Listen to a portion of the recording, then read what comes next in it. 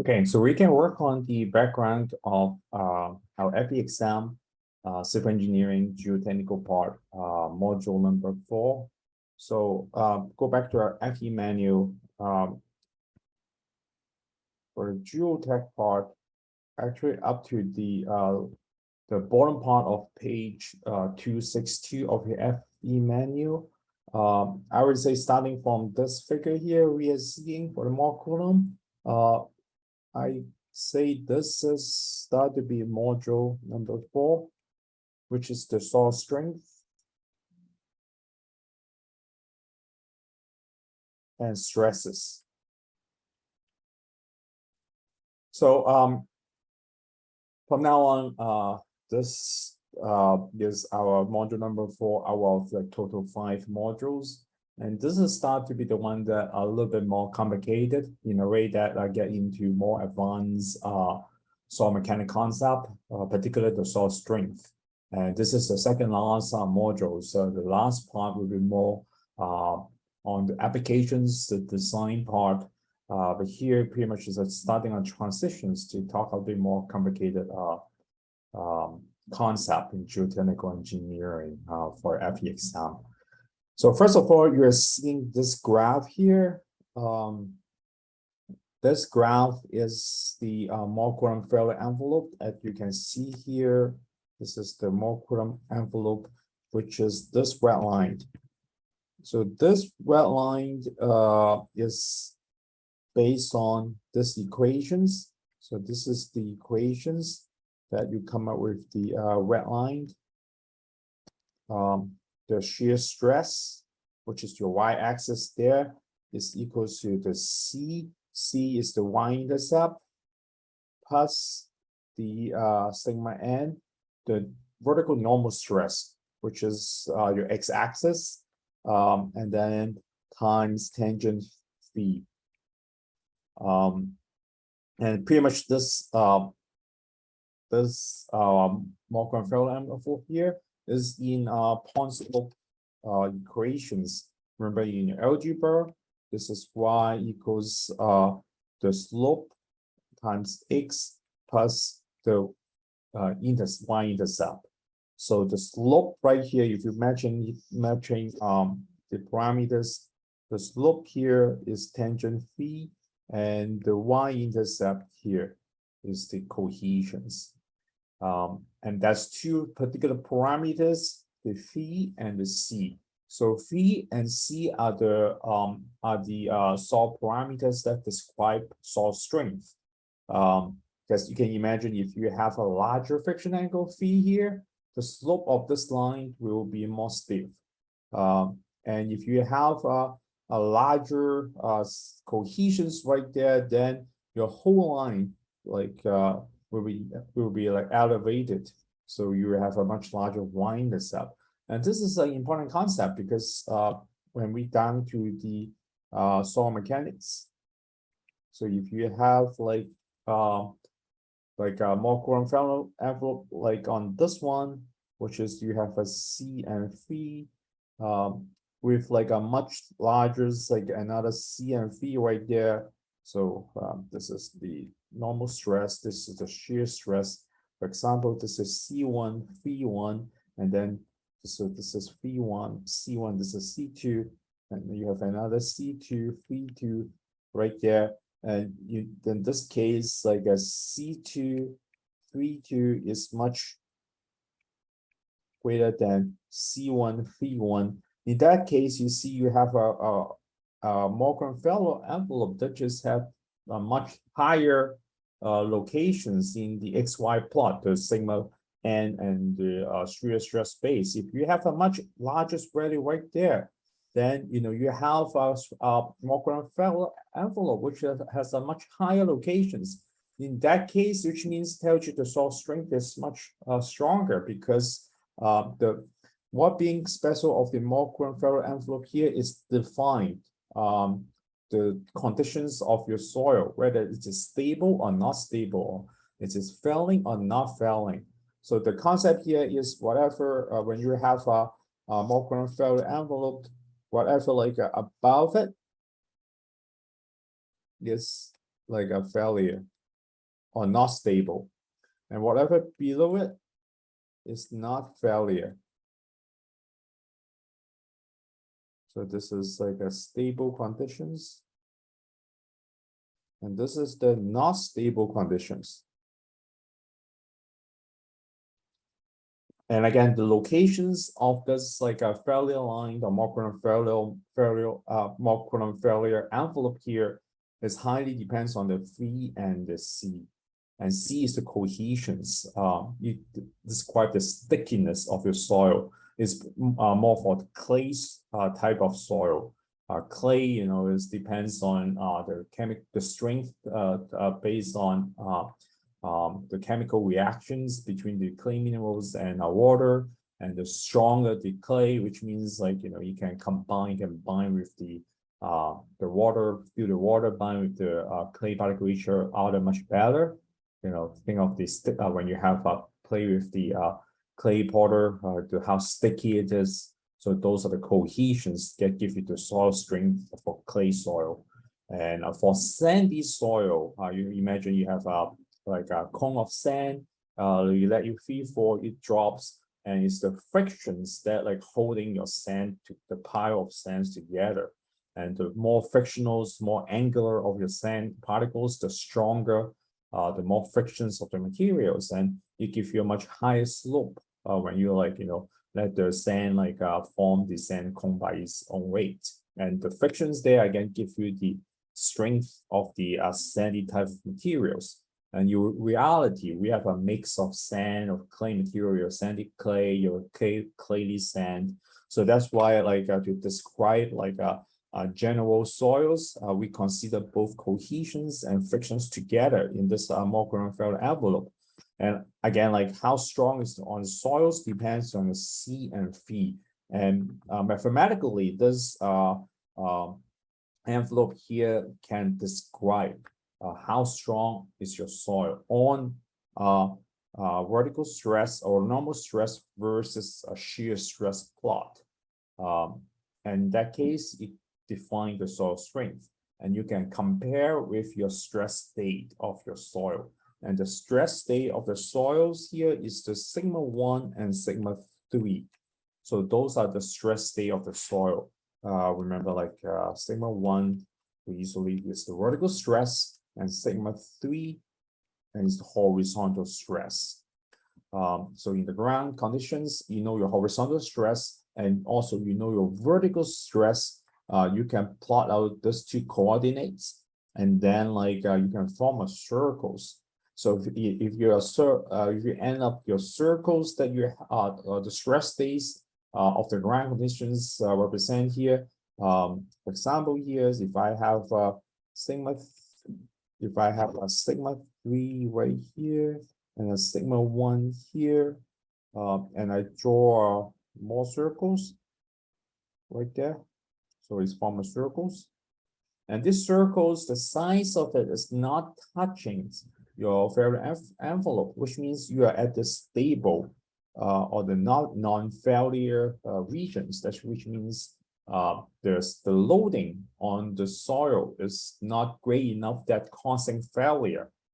However, for example, you know, if you have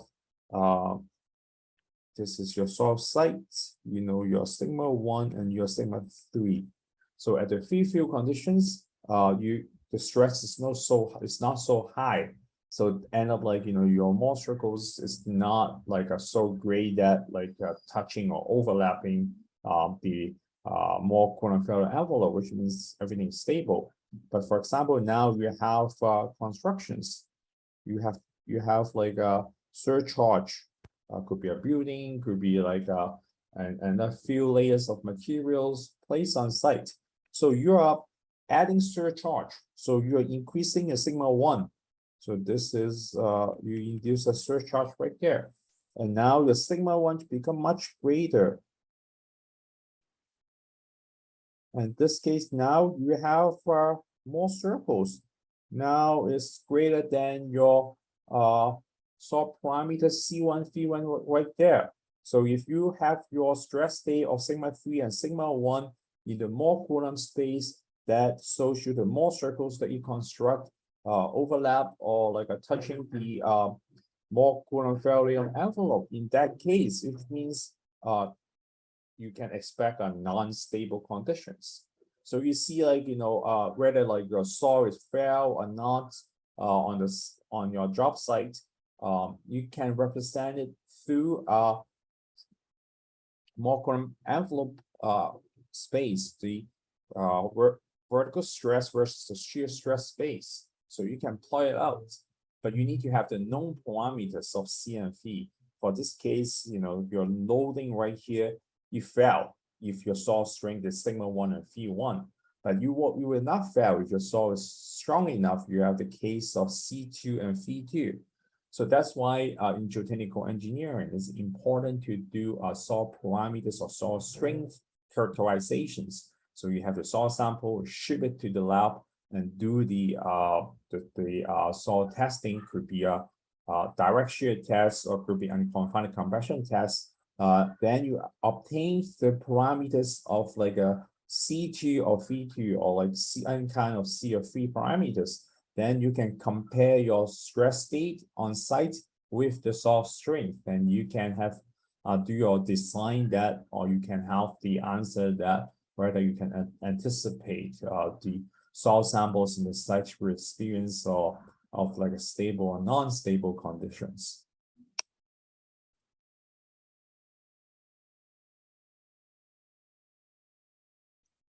And your FE manuals, it has more parameters right there. The sigma 1 and sigma 3, we mentioned about the sigma 1 is the major principal stress.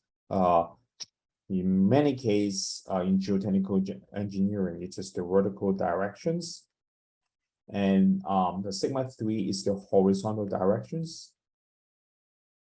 This is in the most cases, highly, depends on like scenarios too. If you have a special conditions that your horizontal stress is greater than the vertical stress, it could happen in some excavations designed or other kind of special design. But in the most cases, sigma 1, the vertical stress is greater than the sigma 3, the horizontal stress. In that case, the sigma 1 is verticals and sigma 3 is horizontal.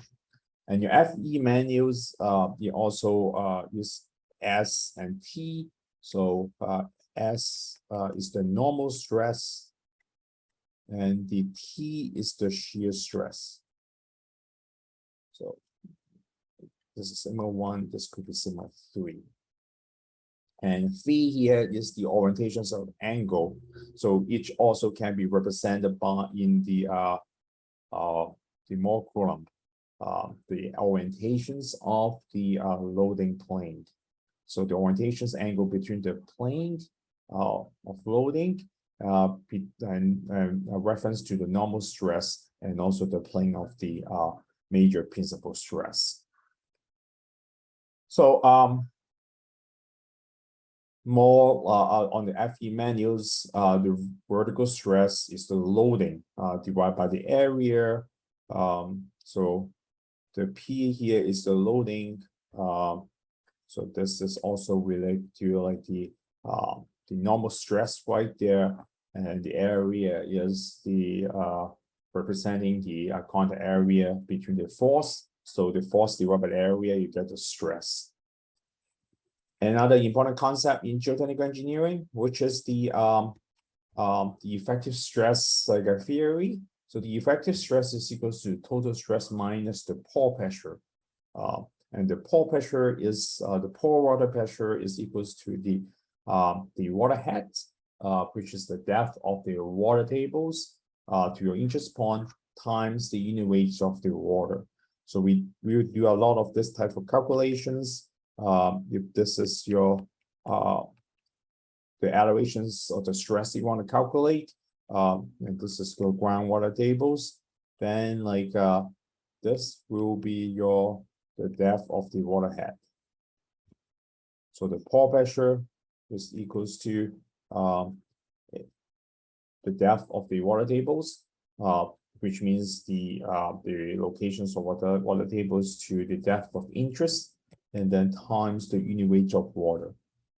So this is the water pressure, and Similarly, well, also like, you know, the total stress calculations will be equals to the unit weight of the soils times the depth. So this is the depth. So this is the total stress. And the effective stress will be equals to the total stress minus the water pressure. So similarly, the shear stress is the applied like a shear force divided by the area. You get the shear stress. And again, this is the same as the Mohr-Grunfeld envelope we described about here is a model, pretty much is a model. Try to capture the strength of the soils based on the parameters of the cohesion C and also the friction angles of the soils. So we can define the shear stress of failure based on how strong is the soils that you talk about here. Again, C is the cohesions, and the phi is the angle of internal frictions. So the last part of the FE manual on this modules, it has 3 diagrams here. So I would say, like, you know, this is the end of module number 4. And this 3 diagram here is a little bit tricky on their in their order. I would say this is the first one you should look at, and then like this is the second one, and this is the third one. I quite not understand why, like, you know, when they put the FE manual together, they would talk about the horizontal stress. We should start with the vertical stress, because the horizontal stress depends on the vertical stress. So this vertical stress calculations there is very similar to the one that I just like quickly illustrate, but now they do it here with kind of like a soil profile where you have the water table. So pretty much this is the effective stress theory we just touched base on, and they start with the total stress first. So the total stress is sigma right there. The sigma at any locations along the soil profile here, the total stress is equals to the unit weight of the soil times the depth or the thickness of the soil layers. And the thickness is defined as to the locations or the depth or the elevations that you're looking at. And realize that soil is not, the unit weight of soil is not homogeneous under the ground. Depends on the soil type and also depends on the groundwater table locations. And if you have different layers of the soils, then the unit weight change. For example, you have clay, sand, clay, you know, you have like all different kinds of this change from site to site. You could have 10 feet of clay on top of like 20 feet of sand, or you have like 1 feet of silt in between. So every time you encounter a new materials or new soil type, then the unit weight change. Here they have like a 2 type of soils here. First is like a dry, and then the other one is saturated, or the other way to say is the soils that are above the groundwater tables and the soils underneath the water table.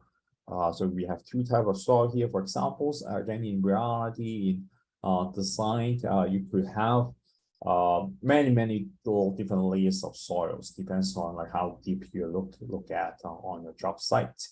I foresee in FE exams, because of time constraint, you will not have problems that have too many soil layers.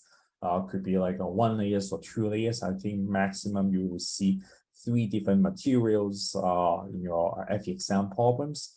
But if you understand like how to do 2 layers, then you should like finally be doing 3 layers or more. Here, you know, you kind of have like 2 different layers because you have groundwater right there, table right there. So the total stress first, the topmost layer is just like dry soils. So the stress along the top layer will be the unit weight times the height or the thickness that you are looking at. So pretty much this is the calculations up to the interface, and then underneath the water table, you still have, if you look at this diagram, you can bring it to two part. So the sigma here pretty much just talk about the length of the bottom part right here. So this, the first part here, this locations. So the first part here. So pretty much like this calculation here is talk about this particular point. And this particular point is the same to this point, right? And then now, if you want to calculate this point, then you will have another point right there. So which is the sigma 2, which is another unit weight of soil in here, now saturated, and then times the length right there. And this purple part, this point here is still this part. And the red part is this part. So this is the purple point, and this is the red point, and those two calculations. And for the pore water table, the pore water pressure, now we don't have the soil, but you have unit weight of water, and then times the thickness of the water table here, or the depth of the water elevations. And the U right here, the water pressure. So this point.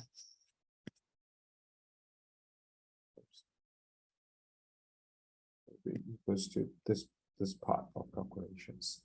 So again, the unit weight of water times the thickness of the water table. And this part, effective stress calculations, pretty much is repeating this equations. So the effective stress will be equals to the total stress, this part, this is the total stress, and then minus the groundwater table. So this is the groundwater table. So the difference between the two.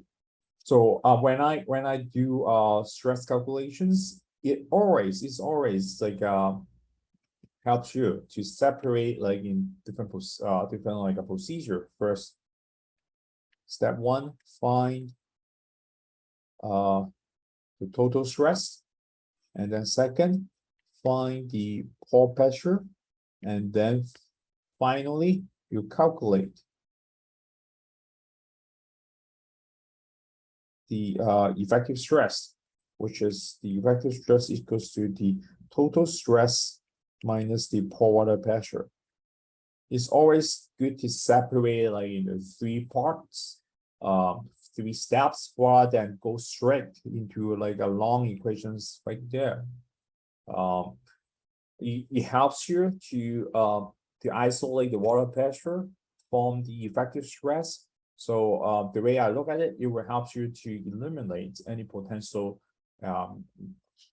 mistake, especially when you're washing in your FE exams. So always good to find the total stress first, and then find the pore pressure, and then finally calculate the effective stress. In design problems, in most cases, you will ask or you need the effective stress rather than the total stress. But instead of like directly go into the effective stress, it's always good that to separate the two of them. Find total stress, find the pore pressure, and then the difference will be the effective stress. We'll do more examples. In my another videos. So there will be another YouTube videos that just talk about example of this modules. This one I just want to walk you through the FE exam manuals. So the second, the later part of the FE manual here, this diagram, what they do actually is just like telling you now you could have a surcharge, and the surcharge again could be like a building that or foundations that put above the grade, or like a few materials, or you have a levee, you do stage constructions, you lay down and a few materials on top of your groundwork. So the surcharge is kind of like a known stress. And now what being different here now is all the stress that you have an additional amount. The pore water table won't change because the load won't directly transfer to the water unless you have undrained conditions. But this is not like the FE level is not the level that you worry about.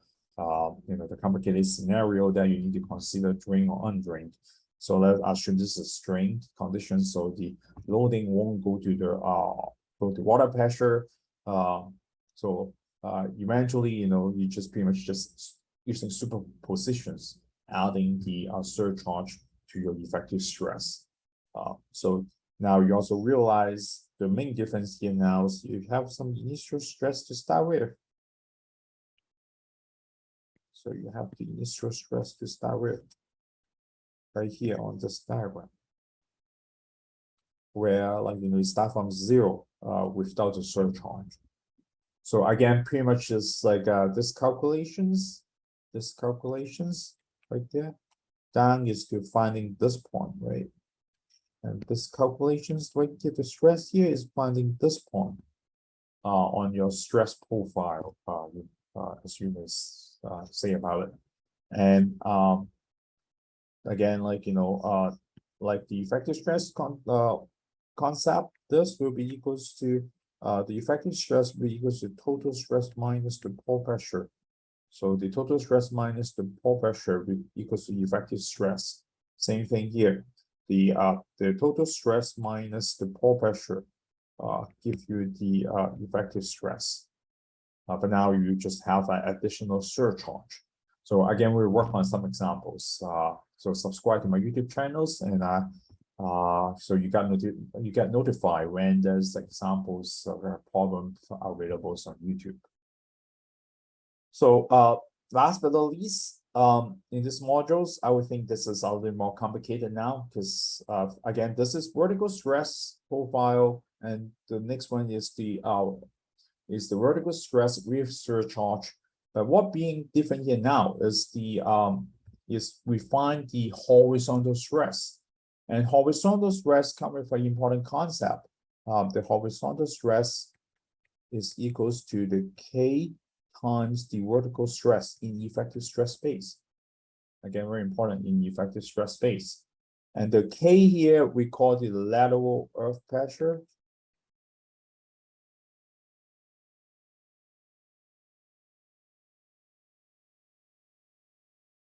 So, or in other means, like the K can be defined by the horizontal stress divided by the vertical stress. So this is another important geotech concept. It is this is the concept that is really hard to directly measure the horizontal stress. Some field testing, they claim they can do it, like something like pressure meters. When you have a borehole, you insert a device called pressure meters, which you have a pilot hole, you insert like instruments inside, and the instruments can self-expand, and through the expansions, then you have sensor to detect the resistance from the source in the lateral conditions. In that way, you may have a better chance to directly measure the horizontal stress. But in many cases, it's very expensive, and they take a lot of effort to measure the horizontal stress of soils. But vertical stress of soil is more manageable when we do our calculations, because we always know the vertical stress in total stress space is equals to the unit weight of soils. So vertical stress in total stress is again unit weight of soils times the height, the thickness of the soils that you talk about, and the effective stress is equal to the total stress minus the pore pressure. So in vertical stress is more manageable to calculate, but horizontals is much harder. So that's why this K parameters become important, because K parameters can be used. Or you can find out some textbook values, or like we talk a little bit more here. The K parameters that we can estimate based on other or correlate based on other soil parameters. So in that case, like once you can find the correlations of the K parameters, then you get a better chance to estimate the horizontal stress by knowing the vertical stress. So that's why, like, horizontal stress calculations is a little bit more like effort, take a little bit more effort in geotechnical engineering design. So that's why, if I order like the FE menu, I would put this last after the vertical stress, because many cases the horizontal stress is, depends on the K values, and in order to use the K values, again, it depends on the vertical stress.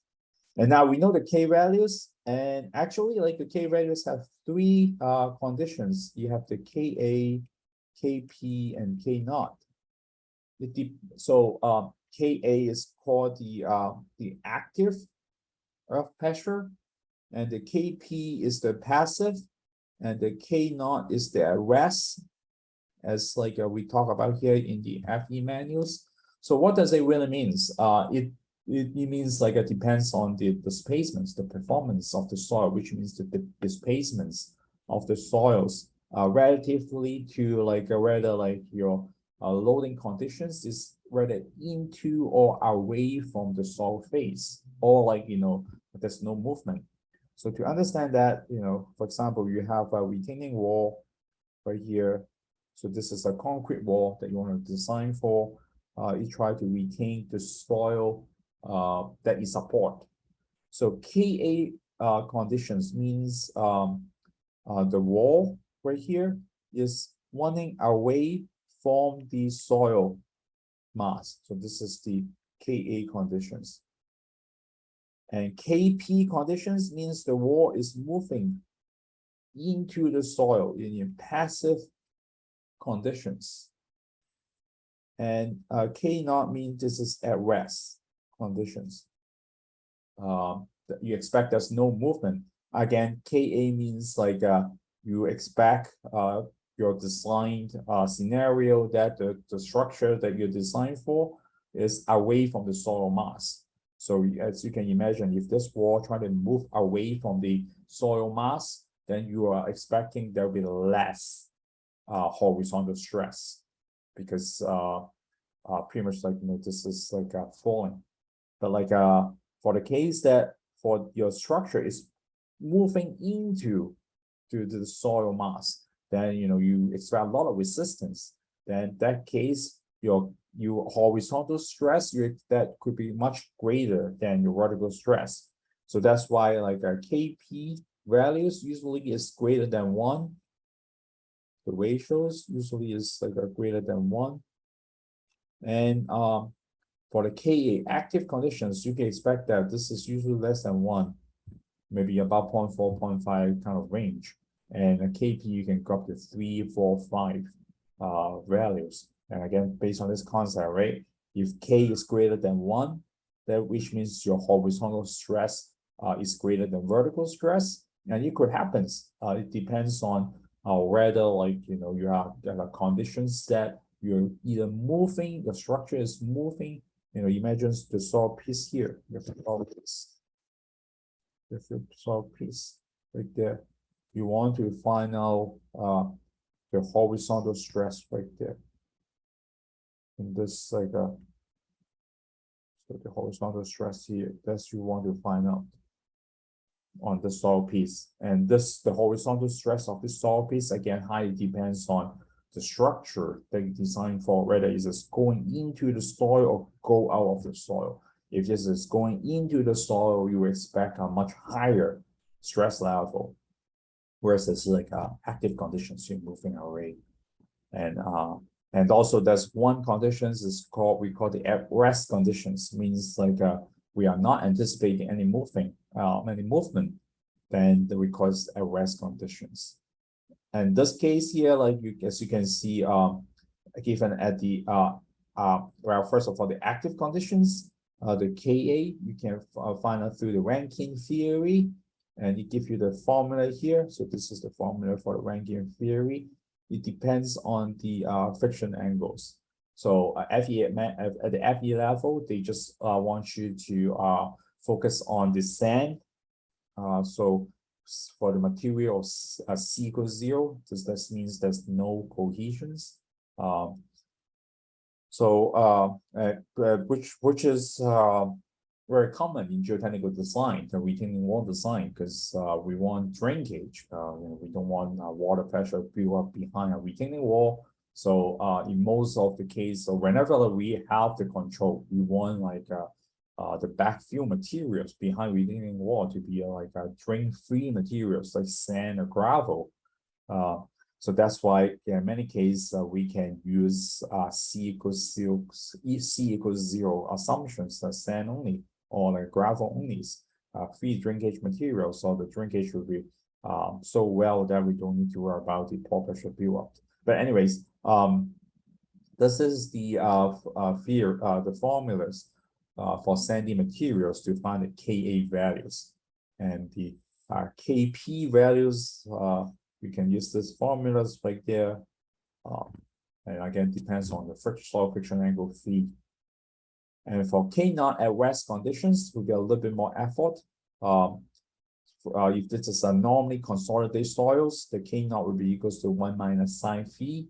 And if it is overly consolidated soils, which means the maximum pass pressure is much greater than the current stress level.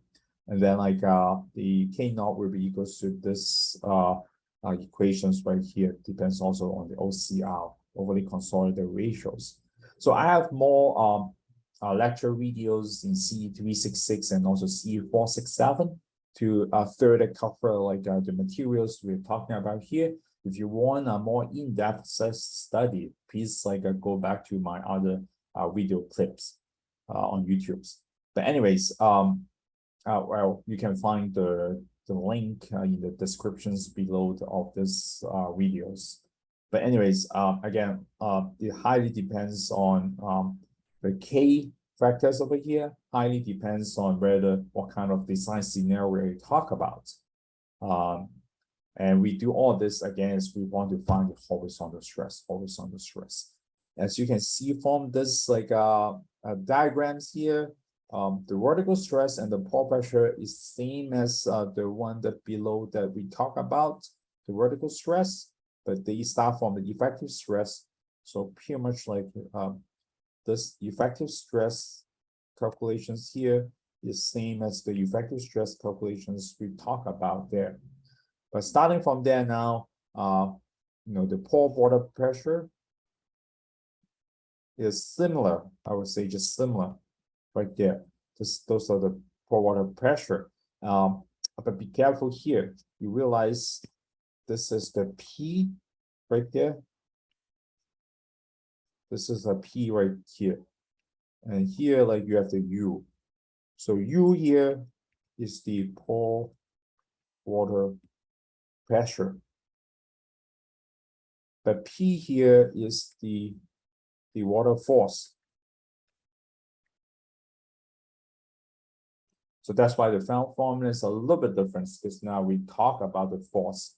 So the when we talk about the stress, pretty much just talk about the point of the profile, this point.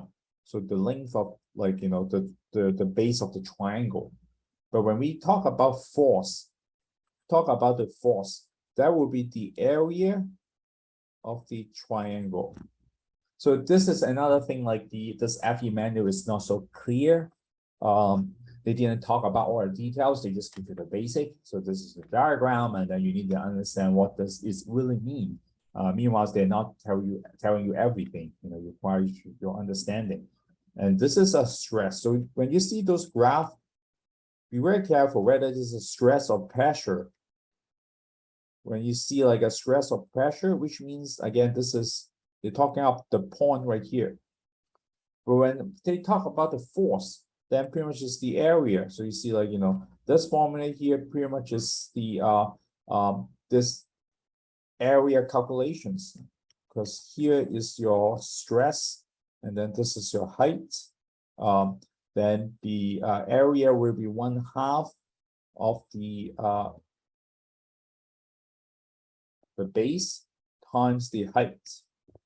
And we know that the U right here is also equals to the unit weight of the water times the height there, and then also times the height. And then that's why this is equals to 1/2 gamma water and then h squared. So this how you get this formula. So be careful, you know, whether you ask finding the force or the pressure slash the stress. So be very careful on that. And then that when you translate it into the profile again, stress profile again, that's mean whether you're finding the base length or the area of the triangle. So be very careful. So similarly here is the same thing. First, like this is the force. This is the force, right? And it's equals to the you try to look for the area right here. And this part, these equations look complicated, but actually it's, you know, it's the same thing. It's the 1/2 and this is the horizontal stress that we talk about. And horizontal stress, let me clear this up a little bit. So the horizontal stress here, this is what we're talking about. This is the horizontal stress. So 1/2 the horizontal stress times the length or the height right here, h1 here. So pretty much just try to find the area of this triangle right there. And the horizontal stress, in this case, they assume the active conditions, but like, you know, again, for your FE questions, depends on whether it's passive or active. So if it's a passive condition, you use KP. If it's at rest conditions, then you use K naught. So be very careful. What is the question asking? Even though they put a KA over there, it doesn't mean like, you know, you design for active conditions for all scenario. So be very careful on that. And horizontal stress is, maybe let me put a K here for general terms. Then we K times like a vertical. Verticals, like, you know, in this case, they use sigma 1, which is also mean the vertical conditions. And then like times h1. And the vertical stress is equals to the gamma times the h1 right here. So that is, this is the sigma 1. This is the sigma 1 right there. And then times the h1. So that's why eventually you get this formula, which is this formula.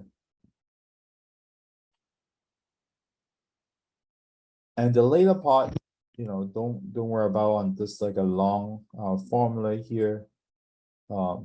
This is not too complicated if you understand what's going on. So you at this part they want to find the force, right? And actually it has two parts. So this part of the equation is similar to the first part, right? So they are trying to calculate the stress right here. So this is this area. So this part is sigma 1 Ka. So this is the length here. So this is the length here. And then you have the vertical conditions right here, vertical length. So it just the base times the height. So that's why you get the area of this little triangle, little rectangle. And then next is this triangle right here. This is the area of this equations.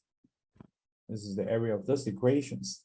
And this time, you know, this is sigma 2. So this sigma 2, this case, is the second part of this, like the later part of the materials. And sigma 2 minus sigma 1 is this length. This length here is sigma 2 minus sigma 1. And then Same thing times Ka right there. Give you the horizontal stress.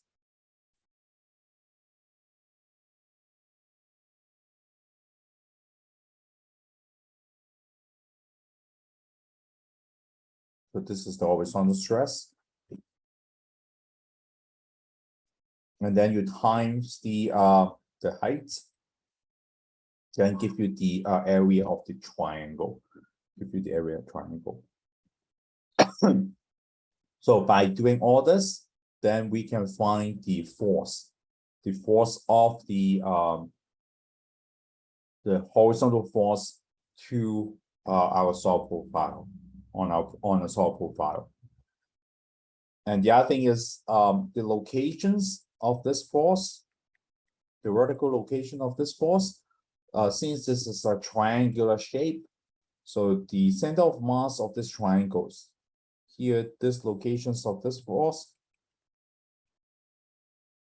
right here is 1/3 of the height. Same thing here.